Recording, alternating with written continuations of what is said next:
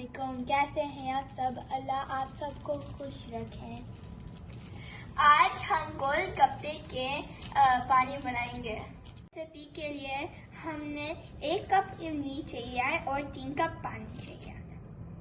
हमने इमली को पानी में डालना है, को मिक्स करके रख देना है।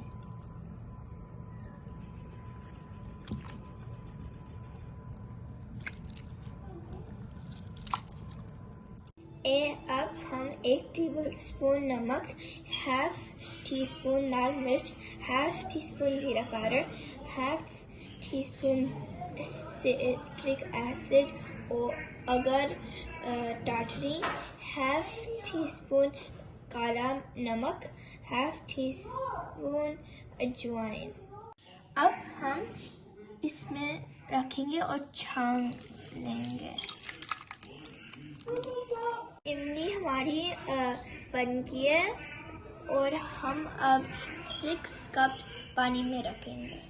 अब हम अच्छे से छान लेंगे। अब हम ये चीज़ें, हमारे स्पाइसेस इस मिक्सचर में डालेंगे।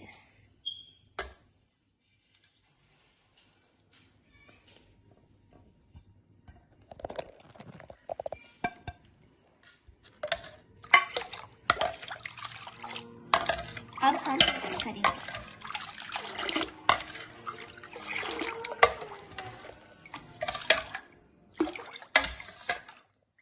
गोलगप्पे के खट्टा रेडी है।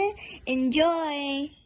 हमारे चैनल को लाइक करें, सब्सक्राइब करें और शेयर भी करें। अल्लाह हाफिज़।